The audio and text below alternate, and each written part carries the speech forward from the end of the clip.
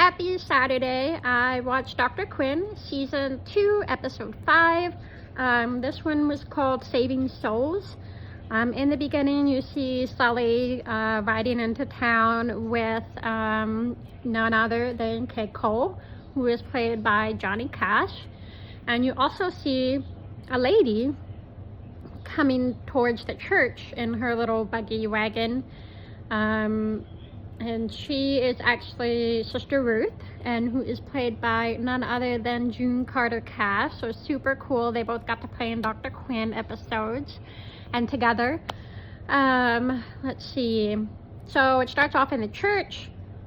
The Reverend is finishing up his sermon. People kind of look bored, to be honest, and he can kind of tell that. Matthew almost falls asleep, and Dr. Mike gives the little elbow. And then when they adjourn and are getting ready to leave the church, Sister Ruth comes in and she's like, "Do you mind if I sing a song?" And she starts singing, "Go tell it on the mountain, Jesus Christ is Lord." And everyone kind of chips in, and the Reverend, he's not sure what to think.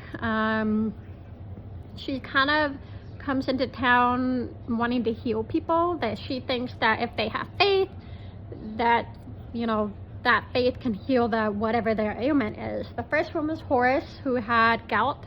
He had issues with gout off and on, so he had a cane with him, and she healed him, supposedly. Another one was Lauren. He had couldn't hear out of one ear for some reason. At first,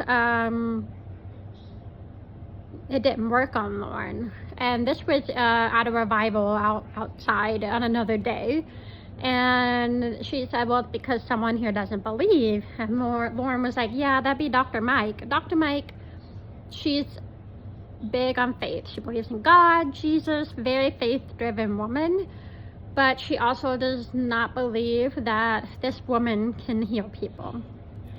She's a doctor, right? She wants to help people get better, but she also realizes that this woman can't do that just by saying, 'Oh, you're healed of whatever ailments you have.'"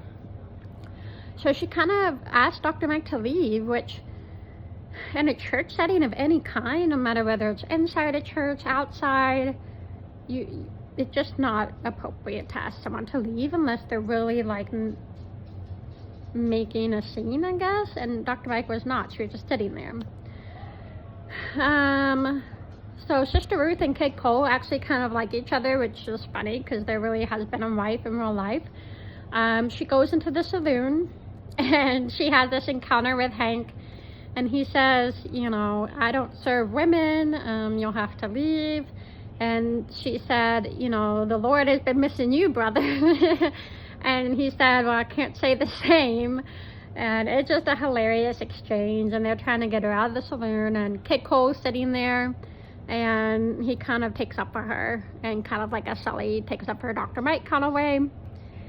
And so Kid Cole came into town because him and Sully had helped him catch a horse thief. They caught one of the brothers. There were still two on the loose, and the one they have sitting in the town jail. He was shot. Dr. Mike obviously, I can't talk today.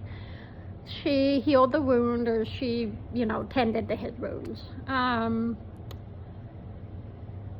Kid Cole still has an issue with like phlegm kind of thing, coughing, and stuff like that.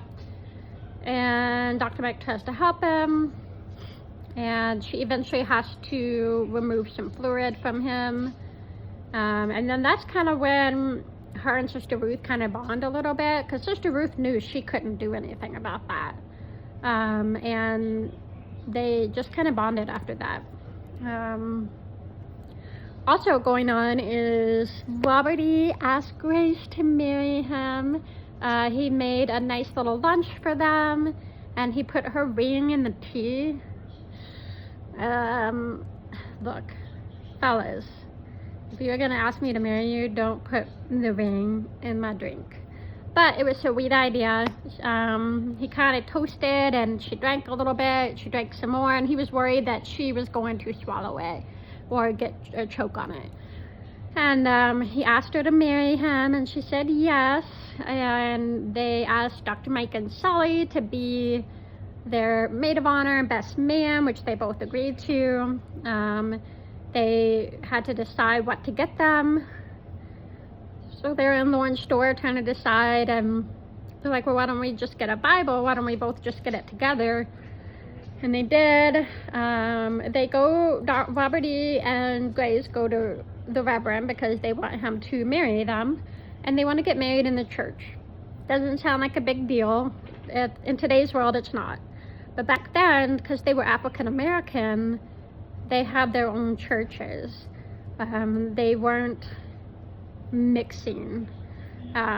So he was like, well, do you want to do the meadow? And they're like, no, we want to be married in the church. They have faith, although they had reasons not to believe with all they've been through with slavery and everything. They believe. And he then mentions, the meeting hall that the African Americans had to meet for church. And they're like, no, that's not really a church, that's a meeting hall. We want to get married in the house of God. And the Reverend was kind of like, well, the congregation is not going to go for that. If it was up to me, I would do it. And then Dr. Mike, of course, comes along and says, Reverend, I thought you answered to a higher power. Eventually, he agrees to do it, and there's a wedding. Their wedding is at the very end. It's so sweet. Dr. Mike and Sally are up there with them. Brian is the ring bearer. He has the ring, and they get married. Of course, Dr. Mike catches the bouquet again. I think this is at least her second time catching it. The first one was when Emily got married at the end of the first season. And then now Grace and Robert E. So have to see how many more she catches. Other than that, not much was going on with the children. They were just kind of there. I don't even think Dorothy, she wasn't in this one. Jake was in it, but just, again, small parts. And yeah. That kind of sums up the episode. I'm so excited for the next two episodes because it's where the heart is. It's part 1 and part 2. I love this, and if you've seen Dr. Quinn, you know why. If you have not, just get ready. I will not spoil it for you, but it's what you've been waiting for a long time. So I will be watching those this weekend. I'm so excited. And yeah, I hope everyone has a great Saturday evening and enjoy. See ya.